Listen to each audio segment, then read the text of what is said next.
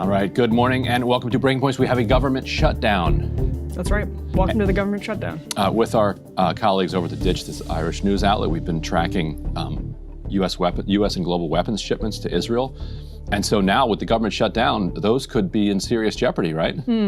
I mean, no, essential. I'm joking. Essential services are in. I'm joking. Those will remain. Weapons will continue to flow. Yes, until morale improves. Yes, they will. So midnight, 12:01, government shutdown. That's so right. This is our first one since what, 2018, 2019? Yep. When Trump wanted some border wall money. Back when he wasn't just moving, actually, and then he lost that, and then just took the money anyway.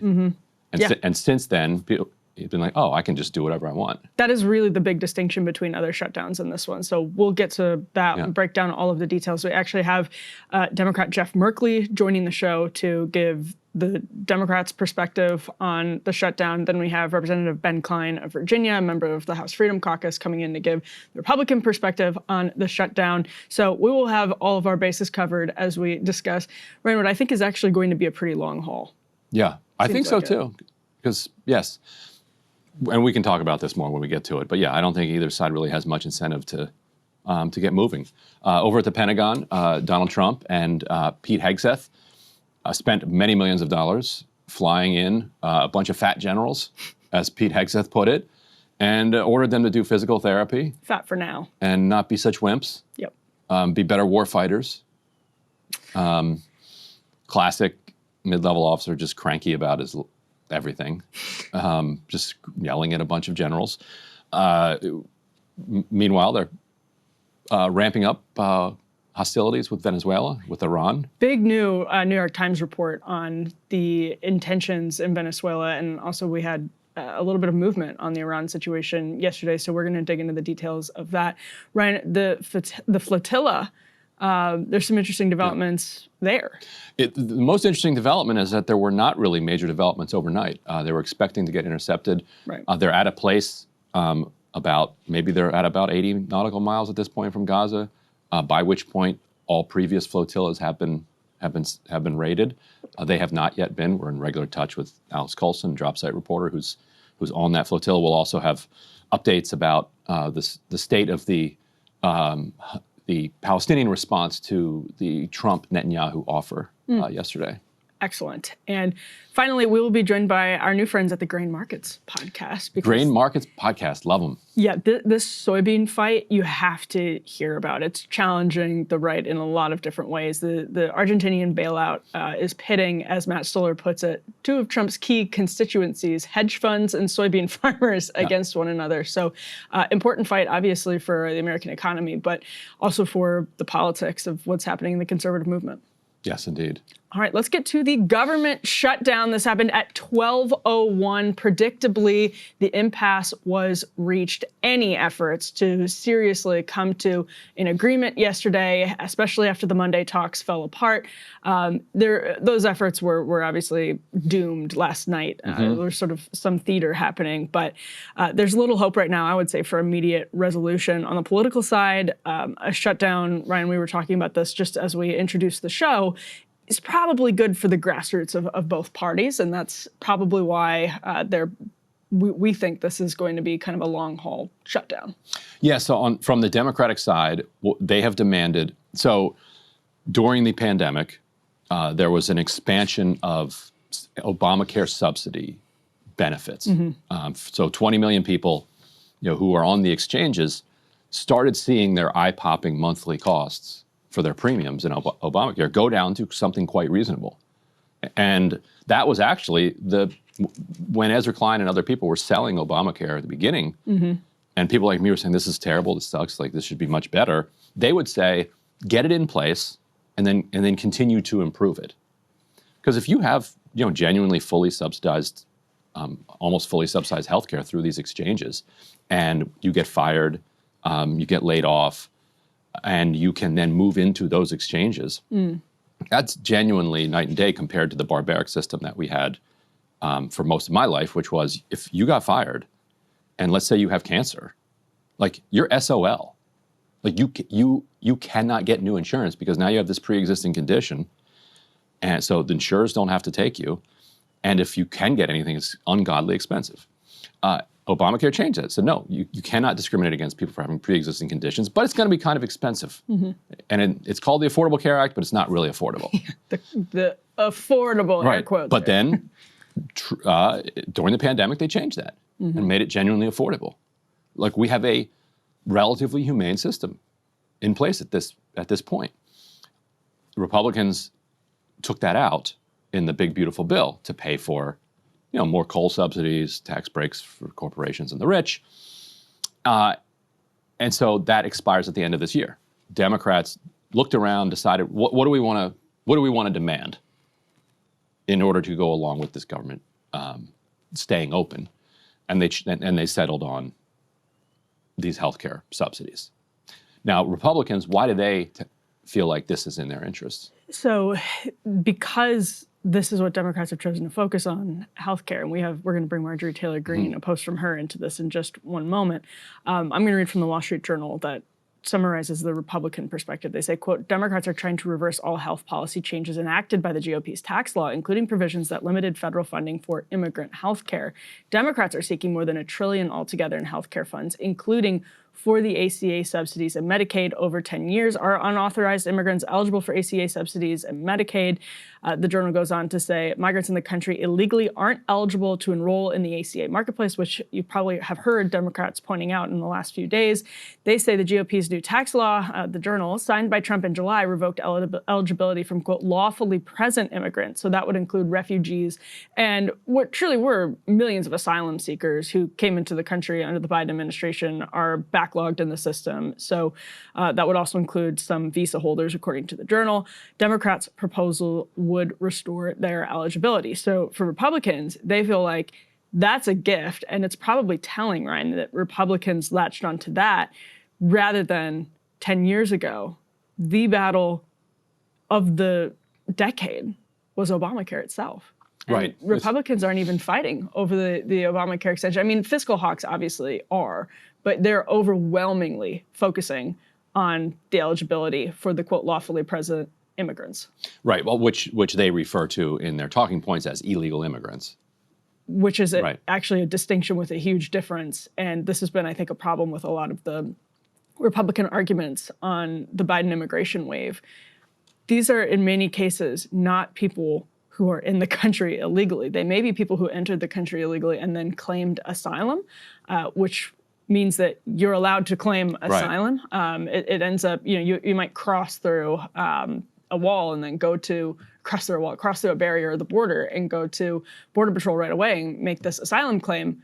But the problem, and this is a tangent, but it's useful in this case, is that what the Biden administration did was massively expand, from a conservative perspective, massively expand the legal pathways. Right. This was the entire argument. So yes, in most cases, as we discuss these subsidies, these are for people who are here legally. You just don't think they should be here legally. Right, exactly, yeah. Yes. To boil down the right-wing argument, correct me if I'm being unfair here, but Democrats would say, but they're not here illegally. And Republicans would say, yeah, but they should be illegal. Mm-hmm. Which is a massive distinction, because the Biden administration, and this actually in a sort of normal debate setting would be helpful to the Republican argument, because the Biden administration didn't go through Congress, expanded the pathways through just the executive branch, basically. And that's what their argument was for the 4 years of the Biden administration. That's what Republicans were saying was wrong. So these are people who are technically here legally in probably almost all cases if they're taking the insurance here. And I would love to hear Trump try to say that somebody disrespected Congress. Well, hasn't been collaborative enough in the governing approach. Speaking of Congress and speaking of Donald Trump, we have some sound from lawmakers just yesterday. Let's go ahead and roll 8-2. They are shutting it down. We're not shutting it down. We don't want it to shut down because we have the greatest period of time ever. I told you, we have $17 trillion being invested. So the last person that wants it shut down is us. Now, with that being said, we can do things during the shutdown that are irreversible, that are bad for them and irreversible by them, like cutting vast numbers of people out, cutting things that they like, cutting programs that they like. And you all know Russell Vought. He's become very popular recently because he can trim the budget to a level that you couldn't do any other way. So they're taking a risk by having a shutdown because of the shutdown, we can do things medically and other ways, including benefits. We can cut large numbers of people out. We don't want to do that, but we don't want fraud, waste, and abuse. We're rolling the greatest hits on our social media. Yeah, I'm just saying that the point about giving people who are here illegally health care is not exactly what is in their proposal. No, it is 100% what their immigrants proposal. who have legal status, No, and you're just Caitlin, you're disagreeing wrong. on who's eligible. No, I I'm looked not. at it, actually, because I was curious about your argument yesterday. You should study the CBO's analysis that they just put out a few weeks ago. Yeah, I saw and that you about should- the 1.2 million people. You're basically arguing about who has legal status, people who are seeking refuge here or I'm seeking not. asylum. No, I'm making sure that we are making sure in our provisions that we sign into law have ensured that health care benefits go only to eligible U.S. citizens. Right, Chuck as Schumer's is federal proposal. law. Federal law was not being enforced. That's the whole point. We had to fine-tune that so that we could strengthen the health care program. That's what we did. A response to Republicans like House Speaker Mike Johnson and others who say the subsidies don't expire until the end of December. We have time to negotiate on those, and we could find some common ground. Well, for a start, common ground, really. They have had months. And for the first time in modern history, they have not sat down. What has always happened is a majority, he talks about how 13 occasions they worked with the Democrats. It's true, because the Democrats in that case sat down with them. So what you need is a bipartisan solution. What these guys have said, it's my way or the highway. This is the way it's going to be. And that is kind of what Trumpism is about. That's that authoritarian tendency that we're seeing in America right now. So are you telling me you're willing to vote no every time Leader Thune Damn brings right. this I up? am not going to allow. Let me be clear. All right. You can quote me on this. You can quote me on this. We say in Vermont, till the cows come home. I will not let tens of thousands of fellow Americans die because they're thrown off of healthcare. I love saying you could quote me on this while you're on camera, but Yeah. Ryan, that Bernie energy is exactly what Hakeem Jeffries lacks. Yeah, he also got underlined. He said, as we say in Vermont, until the cows come home. As we say everywhere. We'll give him that because Vermont has a lot of cows. Sure. But come on, like everybody says, as cows until the cows come. He can't claim that. But like I said, special exemption from Vermont. They got an awful lot of cows, so Yeah, fine. it's We'll let them fine. have that. Separately, if you'd have told me 10 years ago, I'd be looking at the government getting shut down by Donald Trump with RFK Jr. and Dr. Oz standing behind him. Yep. Like where did we go wrong? What happened? You would think you were tripping. What is going on here? Yes. Oh, Dr. Oz chuckling about Russ Vogt in the back there. So that's the key point, though. The substance here is Russ Vogt is the mastermind of Project 2025. He is One of them. A key thought leader. Absolutely. Yeah. When it comes, he was the OMB director under Trump 1. He dulled his hatchet just by slashing through everything he possibly could. Learned a lot of lessons, spent the next 4 years sharpening that thing. And now he's back there and he knows what he's doing. And he believes, and we could get into the laws or whatever, but what's the point? Because that's besides the point in a political era where power is everything. He believes that in a government shutdown, he can destroy the government much faster.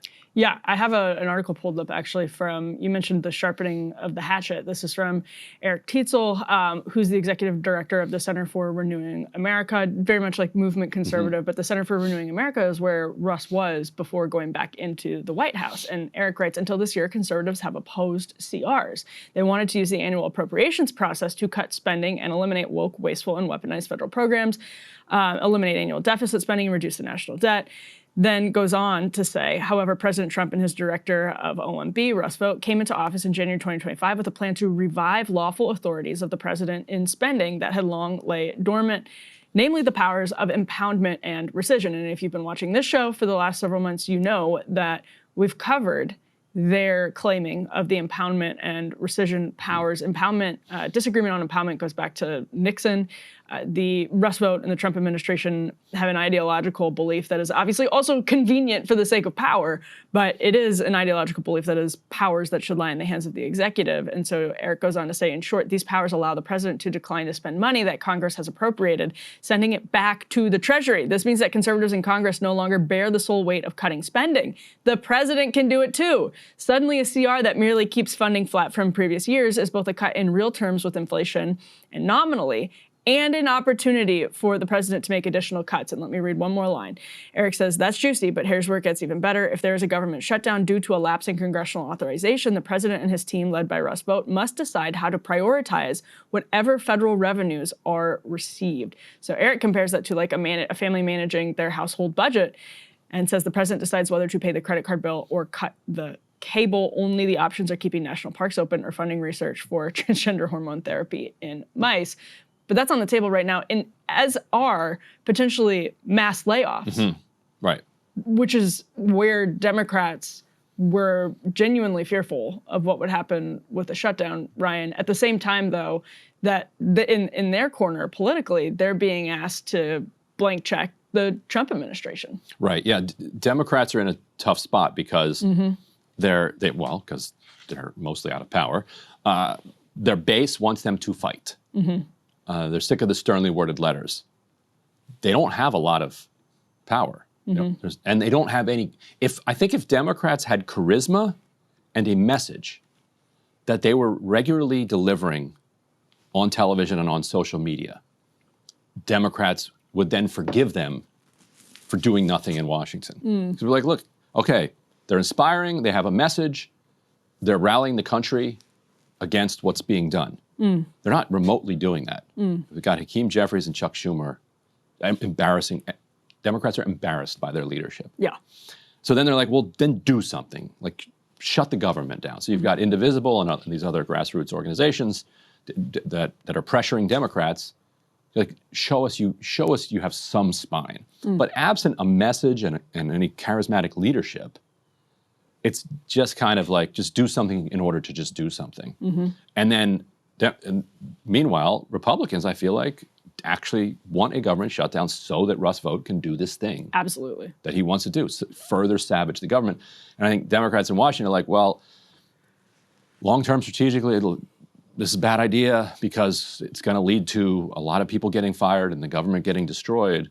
But we kind of have to do it because our base wants us to do something. Because our base hates us. Yeah. And they're not wrong, because this is like, Hakeem Jeffries versus Bernie Sanders is like the stark contrast there. Tells you what you need to know. Hakeem Jeffries, I don't know, Ryan, I'm curious what you make of this. I just think Schumer, and he's sort of a creature of Washington, but Hakeem Jeffries tries really hard to seem like something else. He tries really hard to feel like he's a grassroots populist almost in his presentation of leadership talking points, but it really seems to me like it falls flat. Maybe we can roll this Trump meme.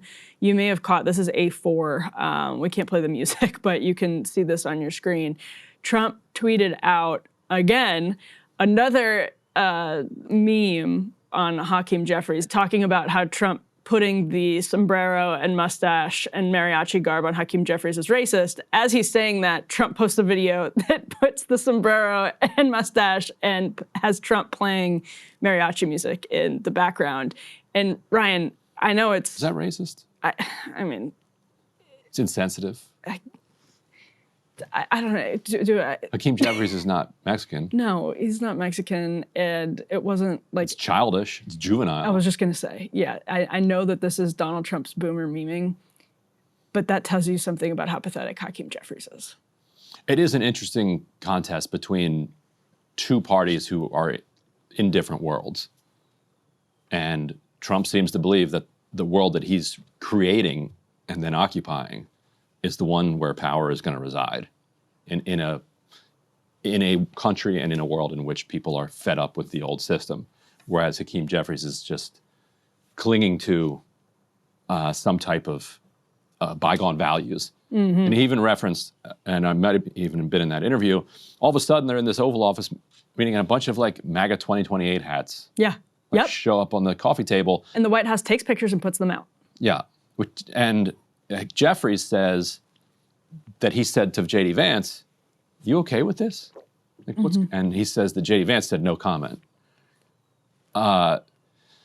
Which is Jeffries like reaching back for some type of comedy and civility. Right. Right. And implying then to the audience that J.D. Vance secretly pines for that as well. Right. And probably does. Actually. Maybe. Yeah. Yeah, I mean, I don't know. But like, Hakeem Jeffries wasting any breath calling a meme from Trump racist during this shutdown fight when they have the political gift of talking about healthcare is insane to me, and it's just so indicative of where their heads are at. Like he should be. It's just I sympathize with him because man, Trump is a lunatic. Yeah, It's like, what are you supposed to do? so say that. I like, mean, pulls right? up- Like, It's like Trump let's say pulls up to the meeting in a clown car, and you're not supposed to no. point out that he and J.D. Vance and all these other clowns are stumbling out of a clown car. Like, it's hard. I get why you should stay focused on the healthcare, but it's like he's in a clown car. Does everybody else see this? You just don't have to call a clown car racist, because then it becomes an entirely, like, he should know this media ecosystem, Right, and he should know that voters, not like, landing anymore. many of his own voters are sick of these invocations of racism when they feel like their material world is crumbling in front of them. Healthcare prices are about to go up, and are going up, actually. So I just think it's crazy for him to waste a breath on it. And on the other side of that, Marjorie Taylor Greene, let's put up A3, had some criticism for her own party. She posted this yesterday. The fifth squad member. The fifth squad member. Americans are getting crushed by health insurance with monthly payments of $1,500, $1,700, and over $2,000 per month. Instead of a revolving door of foreign government leaders to the White House, I'd like to see health insurance CEOs in there getting chewed out on live television. Health insurance is out of control. So that was, again, posted the day before the government shut down, the day after Netanyahu was at the White House. And Ryan, she's cooking. She is. If I had unlimited amount of time, my next book, I think, would just have to be about MTG. What a fascinating Good idea. arc that she's taken. And she is correct.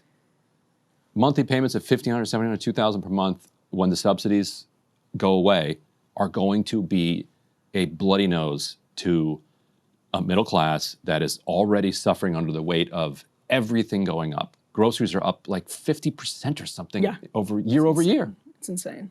Like, and people know, like, wait, how much am I paying for just 2 bags of groceries? And then at the same time, the insult to the injury of your coffee is $4 extra because of tariffs, because Trump is trying to encourage a domestic coffee production industry. Where are we going to plant Coke? Where are we going to plant? How are we going to get coffee in the United States? No, seriously. How are we going to do that? Yep. Greenhouses? And I think it's got to be drier than that. So I don't like. Why are we, just because he doesn't understand things? Like, you have to pay more at the grocery store, and then, right? Who rolls in and out for the 4th time? Netanyahu rolls in and out of the Oval Office. So MTG's like, how about we bring in the insurance CEOs? And now, yeah, good.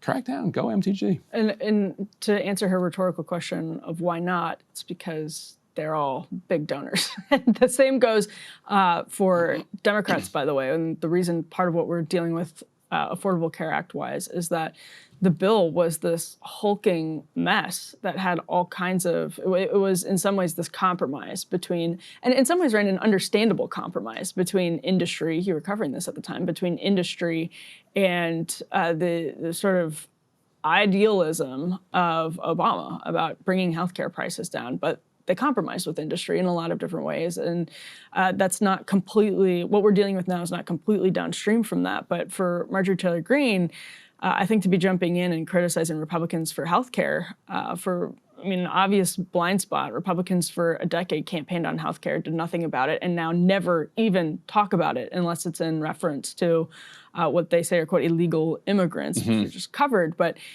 it's just a massive blind spot that is maybe one of the biggest holes and sources of anxiety in the average American's daily budget, and they've got nothing. Yeah, and just briefly, want to keep people updated on the fight over electricity bills. We could put up A5, new research from Bloomberg here, showing that, as you suspect, like that your intuition is correct. In areas where there have been data centers built, electricity costs as much as 267% more than it did 5 years ago. That's a near quadrupling. Like, that's insane. And it's only getting worse as they continue to build these, and as both parties are, supportive of these big tech sweetheart deals that that basically require ratepayers, consumers, to subsidize the production of these AI in these data centers, and do not ask Grok about that, because then you think it's free every time you ask him if this is true. You're paying. Stop. Yeah, thanks to everybody for all their questions. Although I don't want to. Sagar roasted us for yesterday. Yeah, I don't want to encourage it. Like, the whole carbon footprint was a neoliberal, ridiculous attempt to make something that is system-wide a personal responsibility question. The same thing with recycling, which is fake, which is almost entirely fake. So I don't want to shame people for using AI or Grok or whatever as if you have some Grok footprint. Yes. And that if you use less Grok, that your electric bill will go down, because it's a systematic problem. As if you have any agency. But also stop with this Grok. Other than voting and organizing. You should just stop, because it's like an insult to all of our intelligence. Just to wrap a bow on everything, we've alluded to a bit why this is probably in both parties' political interest, even if it's not in the American people's interest to have a shutdown government. But for both parties coming to an impasse on this, they just don't have many incentives. Democrats are reportedly hopeful right now that actually Donald Trump is the one who will come to the table on the ACA subsidies or the ACA expansion, because he's someone who wants to be able to say, I gave you your health care cheaper. I gave you your health care. I fixed the problem with your health care. Now you can thank me for the health care because of the shutdown aversion or ending the shutdown. Donald Trump, ended the shutdown. So I think we can expect this to go on for a long time. They're probably correct that that's their best bet at this point, because Donald Trump can basically tell congressional Republicans what to do and they'll follow him, no question about it. But if they let it go on for a few days at least, they'll already start experimenting with some of these long-term cuts that they want to do. And finally, Ryan, this is a point that we haven't talked about, but it's what most of the media coverage is focused on. I'm thankful that this isn't what most of our coverage is focused on, because it's kind of a secondary story. But in prior shutdowns, there's just this finger-pointing game that gets played in the media. Everyone's seeing it. Is it Republicans' fault? Is it Democrats' fault? And when we were reading the op-ed earlier about Rust Vote, saying, well, previously Republicans have opposed these CRs and have opposed, all of the way that we're funding the government. Well, there are arguments that there's always a partisan argument for who actually shut down the government. Republicans can say, well, Democrats wouldn't come to the table, and Democrats can say, well, Republicans are the ones who won't give us the votes. This time, it's the Democrats who will not give Republicans the vote, and Rand Paul. They need 7 because Rand Paul is out. So I'm curious if we'll be able to look back on the media coverage of this one as an instructive example as to who gets the blame when they're not giving the votes. We'll see. And these are called process arguments. Yes. And the public does not care about process. And parties in general also do not care about process. They invent concerns about process to justify whatever their substantial or political demand is. So nobody should really waste much time thinking about that. Last thing on this, we have a little scoop. Attorney General Pam Bondi, just before 5 o'clock last night, sent out a memo to the Department of Justice, which we obtained, and which one of the attorneys there sent to me, flagging it as a flagrant, what they call a Hatch Act violation, which was a law that is still on the books, which was a law, but does not actually get enforced anymore, which says that the federal government cannot be used for partisan political purposes. That's illegal. Yesterday, if you went to HUD.gov during the day, it gave you a giant banner that said, sorry that you're coming here, but radical Democrats have ruined the world. Still there. It's still up right now. Go to HUD.gov. So that the memo she sent out, Attorney General Bondi, unfortunately, Democrats are blocking this CR in the U.S. Senate due to unrelated policy demands. If congressional Democrats maintain their current posture and refuse to pass a clean CR to keep the government funded before 12 a.m. on October 1st, federal appropriated funding will lapse. The Department has contingency plans in place, etc. This is the kind of thing that would have been a 5-alarm scandal even just 10 years ago. Now, the full politicization of the federal government has taken hold as it's just weaved into this otherwise bureaucratic sounding memo sent to thousands of lawyers Yeah. Like they, That's an extra bold. yeah. Yeah.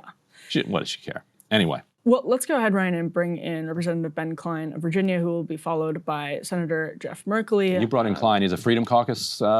Right, Freedom Caucus. He'll tell us what the right flank of the House is thinking. Well, and that's especially interesting given the Marjorie Taylor Greene. She's not in the Freedom Caucus anymore. She's still roughly Freedom Caucus Booted out for adjacent. being too based. Yes, and she criticizes them a lot now. But to have a kind of populist perspective on a healthcare fight is always, I think, useful, especially since it's been such a blind spot for Republicans. So we're going to talk to Representative Cline of Virginia, and then we're going to bring in Senator Jeff Merkley, who can, I think, give us some insight into how prominent Democrats are thinking about this.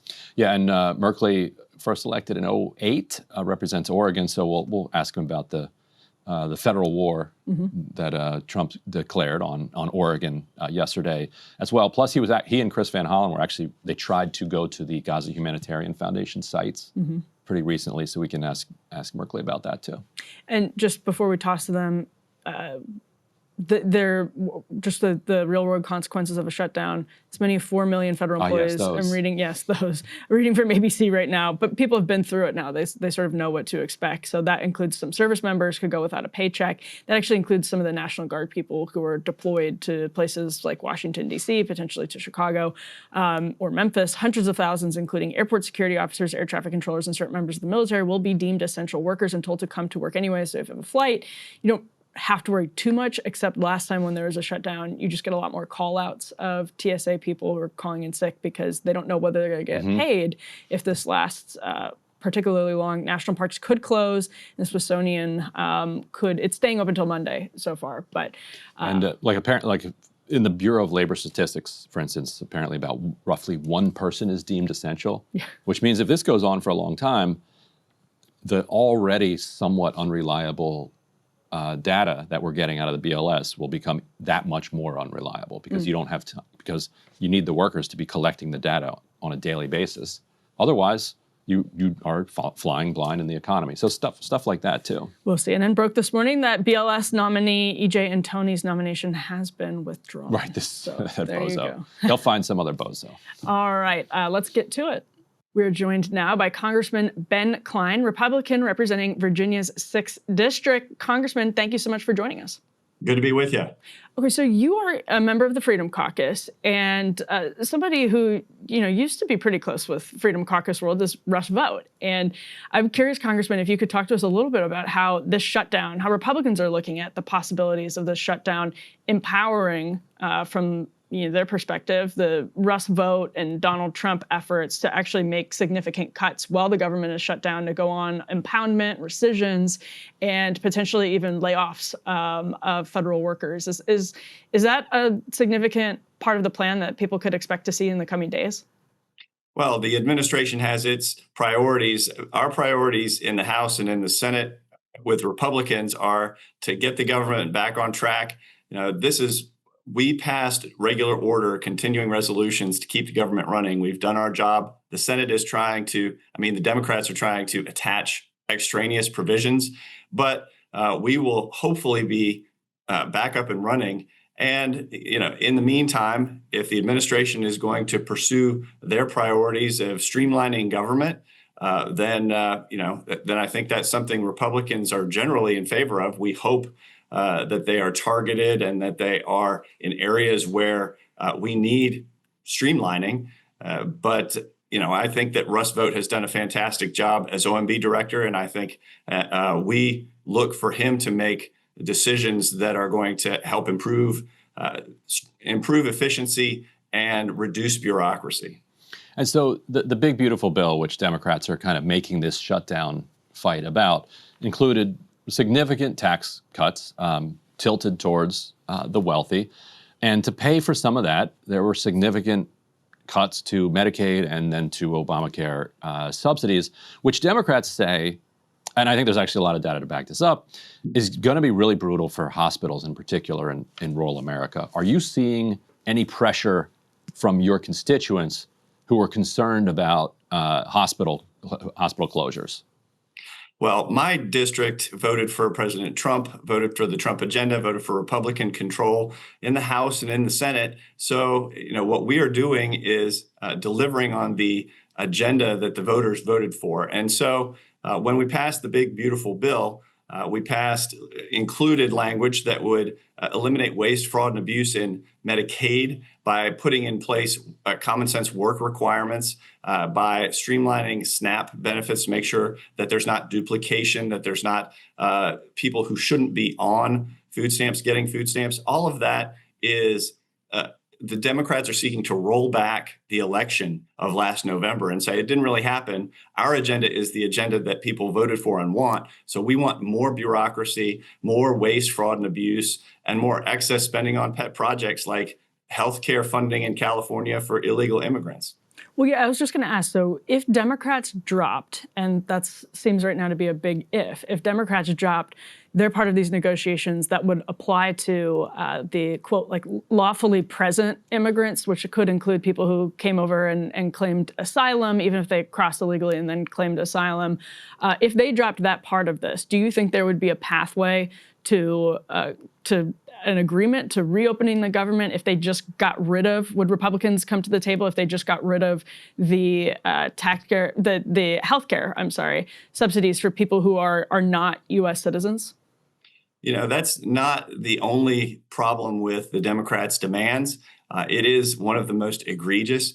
But the health insurance subsidies, let's remember, Obamacare broke the health insurance marketplace so that all the health insurance policies are now out of reach for low income and middle income earners. And so to actually afford these Obamacare policies, Democrats have put in place subsidies and want to keep the money train going to the insurance companies. Republicans don't think we should be subsidizing insurance companies with $40 billion,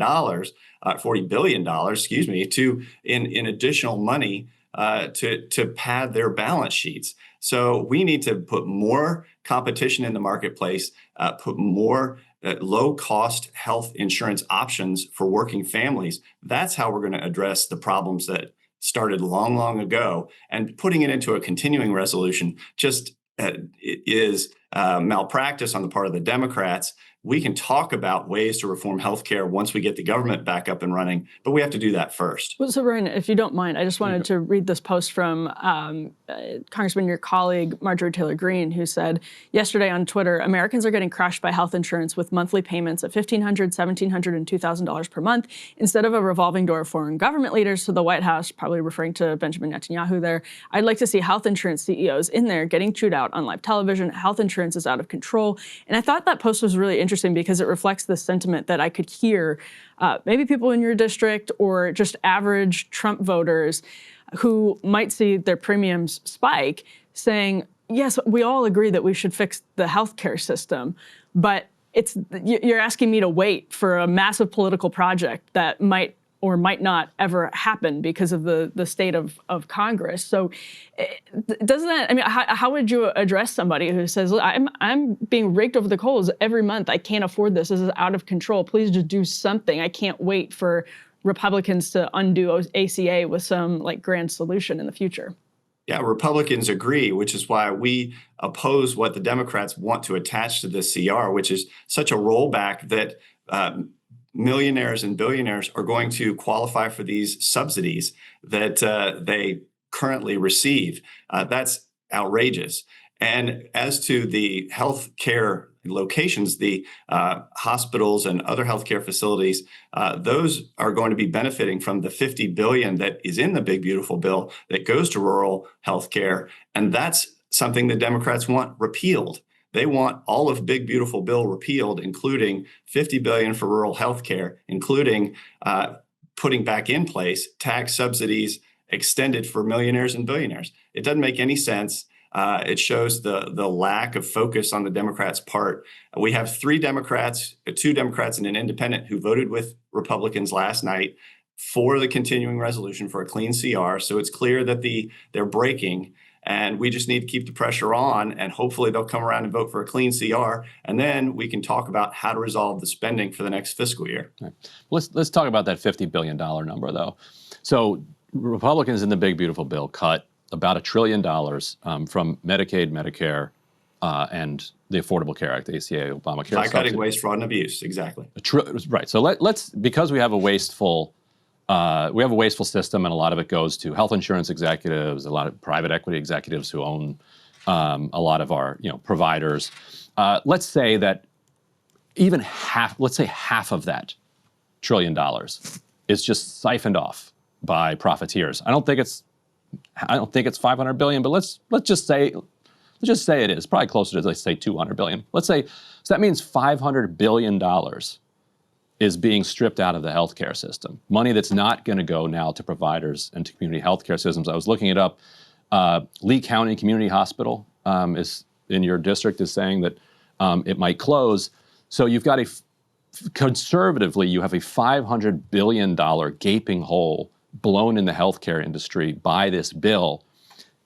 And Republicans, because they understood the political risks of that, came back in with a $50 billion kind of backstop.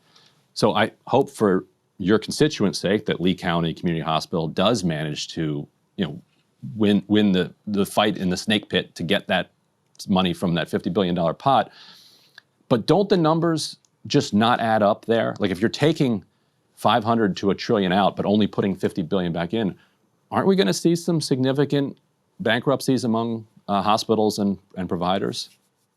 Well, Lee County's not in my district, but we do have a lot of rural hospitals in my district. And what they are saying is that, yes, that because we expanded Medicaid to cover working adults, that putting in place work requirements is going to put the responsibility on them to actually qualify for Medicaid and stay qualified for Medicaid. And then the increased reporting requirements is going to, again, put it on them and on the hospitals to make sure that only those who are qualified are going to receive Medicaid.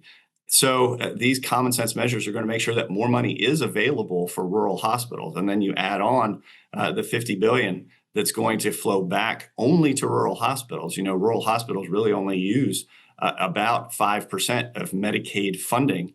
And for them to actually get this directed money without the big hospitals and the big competition for those funds, since it's just going to rural hospitals, you're going to see them benefit directly. And hopefully our constituents in rural areas will too. Well, last question for me, Congressman, is just how far are House Republicans willing to push this? And maybe you have insight into the Senate side and President Trump as well, but consensus here in Washington is that this is a shutdown. Will probably, it may even challenge the record-long shutdown from President Trump's first administration because of what the incentives look like for both parties here. And I tend to even, as rarely as I agree with the Washington consensus, that does feel right to me this time. So what's your take? How far are House Republicans willing to hold out if Democrats don't add their votes to the in the Senate side? If Democrats weren't in existence in the Senate, we would have a continuing resolution. It would be business, continuing in the federal government. Because Democrats are refusing to provide those 7 votes, that's why we have a shutdown. So it's on them to come back to the table. 3 have come back. We need 4 more. I anticipate that by the time we get back to Washington next week, after the Jewish holiday and after the weekend, we are going to be ready, and the Democrats will probably be ready to get this thing resolved and open the government back up again.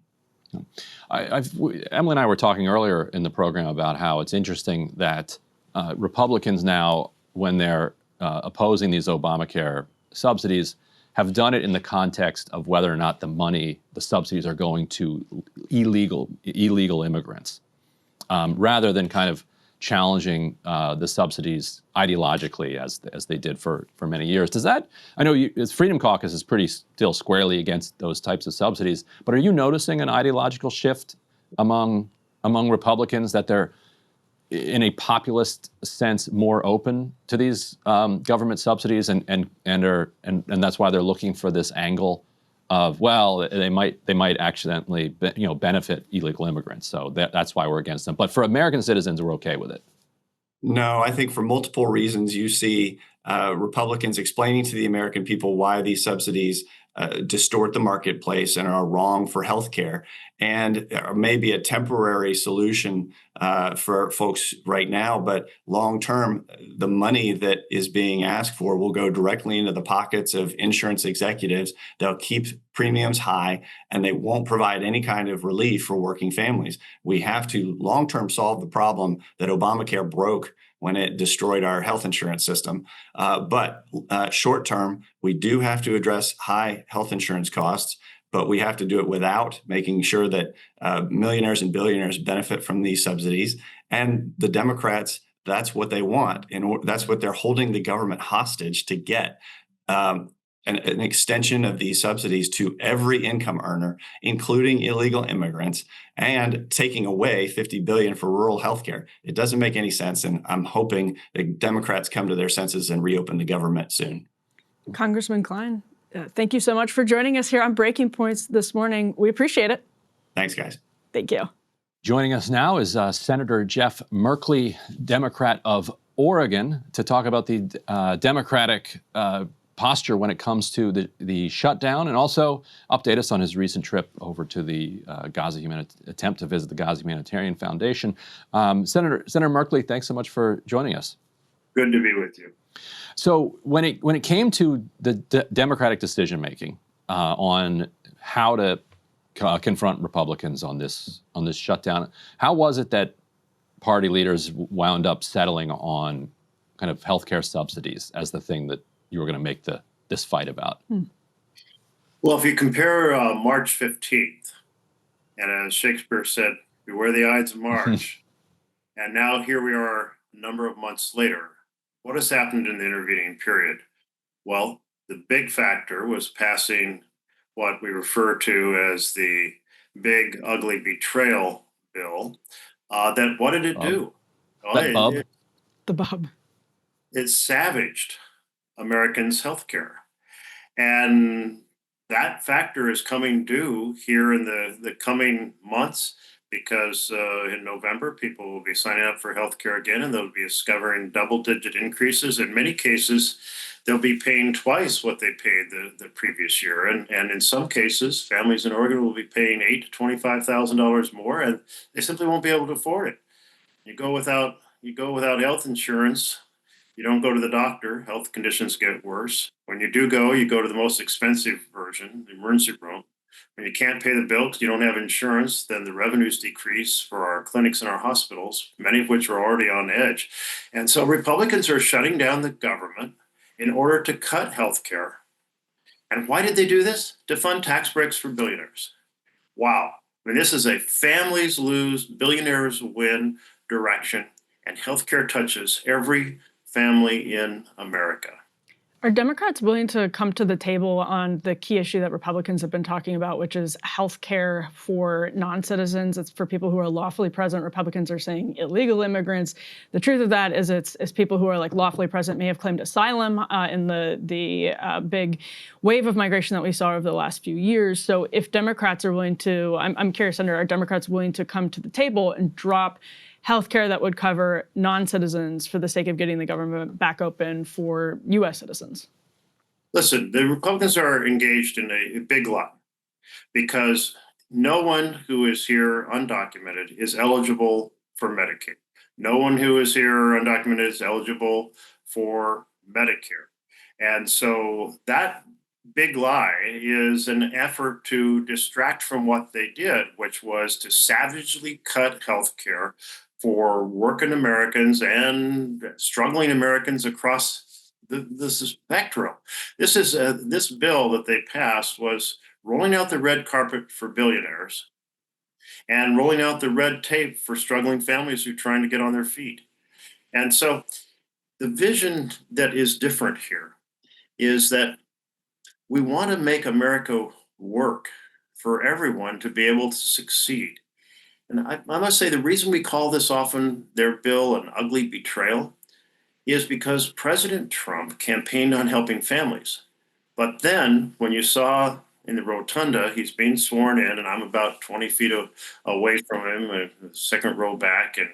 And who's standing behind him? Not champions for healthcare or housing or education or good paying jobs or investment in infrastructure or equality of opportunity or making our planet healthier. None of that. No, it's billionaires. Day one of his administration was dedicated to making billionaires even wealthier, and doing so at the expense of everyone else. And it wasn't just cutting healthcare in their bill, it was cutting child nutrition, and it was creating $30 trillion in additional debt over 30 years. Why? To fund tax breaks for billionaires.